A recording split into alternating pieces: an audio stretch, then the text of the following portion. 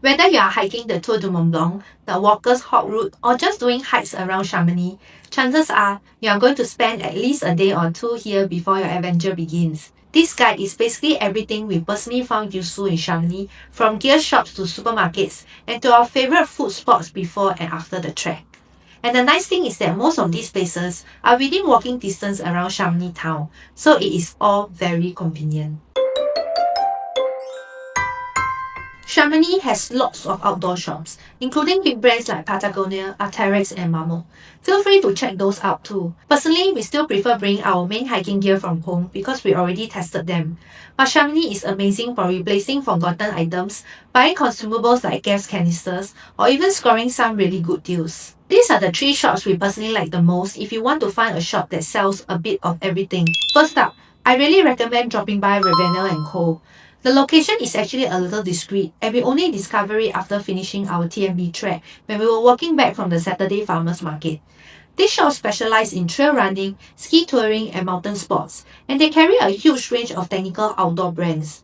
The whole shop feels like a candy store for hikers and trail runners. And one thing we really liked was the staff. They were friendly, know their gear well, and were able to give advice without being pushy. In fact, this ended up being the shop we bought the most stuff from because they were having an end of season sale when we visited.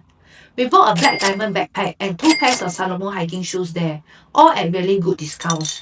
So if you are lucky with timing, you might score some amazing deals too. And even if you don't buy anything, it is still a super fun place to browse. Technical Extreme is another popular outdoor shop in Chamonix, and this place surprised us.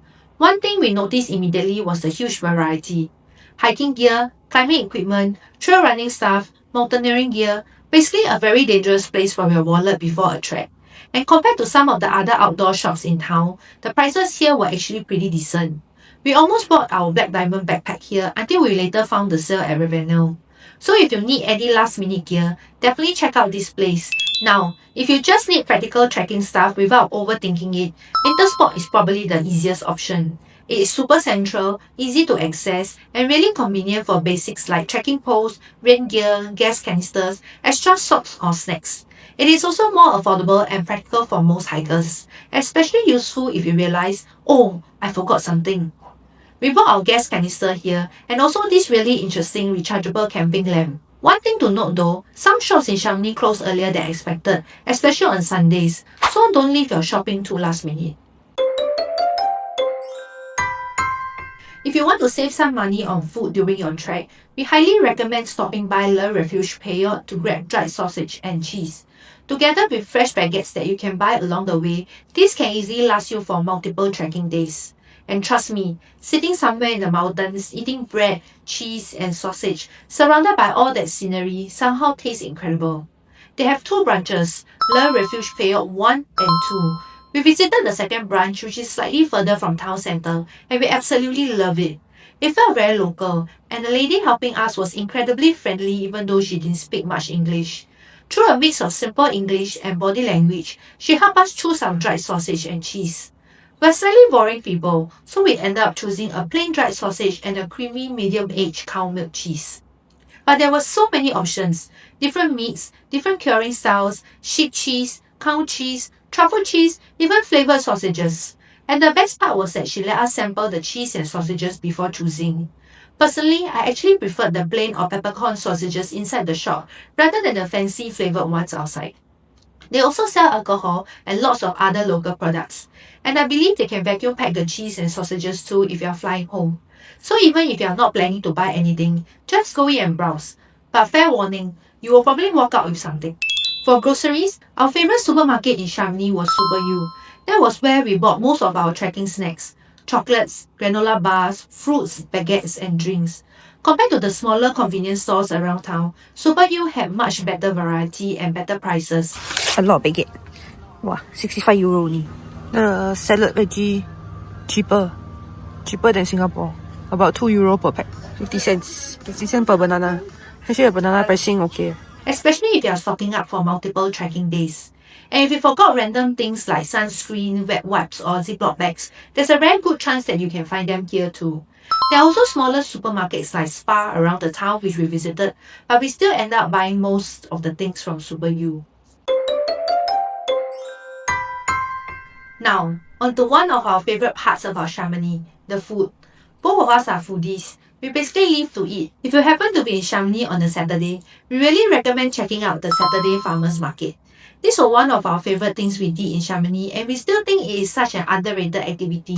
So everybody in Chamonix talk about the ice cave, the Montevideo ice cave, the Haute Route, but actually I think the farmers market, right, is the top attraction here.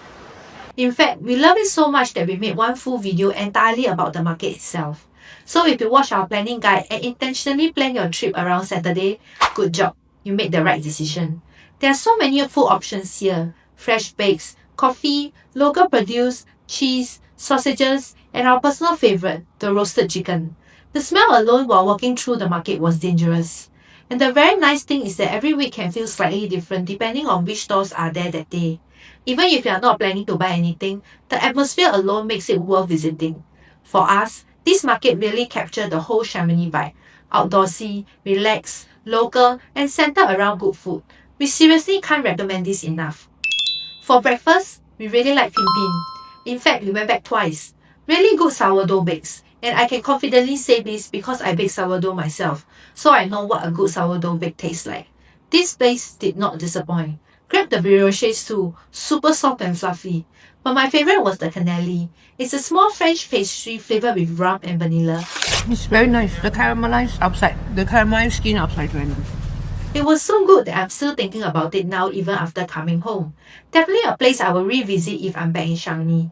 And to spill the beans a little, we are going back to the Chamonix this summer for the Walker's Haute Route, so keep a lookout for the new series. Now, if you get tired of eating cheese, which I definitely did after a few days, check out Bistro Bonanti for Italian food. The restaurant is run by two brothers, and the concept is quite interesting. Instead of printed menus, they bring you a blackboard handwritten in chalk, and they actually have different boards for different languages. We had dinner there twice, and we genuinely think this place deserved way more attention because the food was so good. The restaurant itself looked super unassuming from outside, but the food was incredible. We tried the linguine, penne, lasagna, and lamb shank. Everything was excellent. In fact, I love the food so much that I actually left them a 5-star Google review. And if you know me, I almost never leave Google reviews unless I really feel strongly about a place. Highly recommended. Now, if you come to Chamonix and don't eat cheese fondue at least once, I'm not sure if you have truly visited the Alps.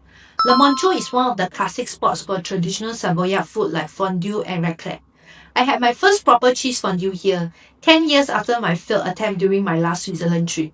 We ordered the traditional cheese fondue with garlic and white wine, together with bread, charcuterie, and potatoes. And it was such a fun experience.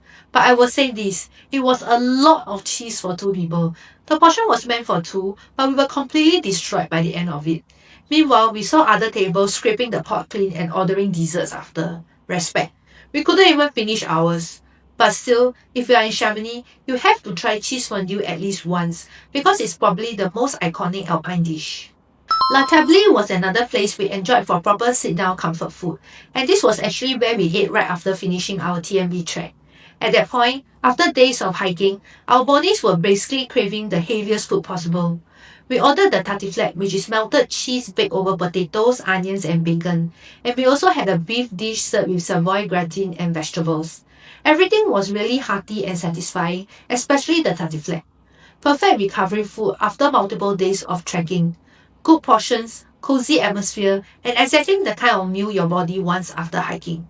Another place we want to recommend is La Creperie from Crepes. French crepes are actually very expensive when they come to Singapore, so we were very happy to randomly stumble upon this crepe shop right in the middle of Chamonix. And before anyone comment about the videos looking extra red, yes, we know, we were seated outdoors directly under their giant red umbrellas, so everything ended up looking very red on camera. But don't let the videos deceive you because the crepes were really good. We ordered one savory crepe and one sweet crepe and both were delicious. One more thing we appreciated, they opened till late, which is actually quite useful because some places in Chamonix close earlier than expected, especially outside peak timings. So if you suddenly get hungry later in the evening, this is a really nice option to have. If you are craving burgers, Poco Loco is basically legendary in Chamonix. This place is constantly packed and there's usually a queue outside, which already tells you a lot. We ordered takeaway, so the ordering system was slightly confusing for us. But if you are looking for burgers in Chamonix, definitely check this place out. For coffee, Woody Coffee Roasters was easily one of our favourite spots. Really good specialty coffee and a super chill atmosphere. We ordered 2 coffees and somehow ended sitting there way longer than expected. Always a good sign. And finally, ice cream. Because after finishing a massive trek, you deserve ice cream. There are actually quite a few ice cream places around Chamonix, but this was the one that we came back to twice. There were so many flavors to choose from, and this super friendly elderly lady serving us. She gave us a "Are you sure?" look when we ordered 2 cones with 2 scoops each. And we were like, yes, we just completed the TMB and we're very sure we deserve this. Also, if you love dogs, keep a lookout near the entrance. There's this super fluffy dog that's usually sleeping nearby.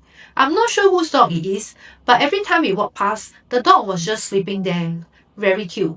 And if you are scared of dogs, don't worry, the dog is always asleep.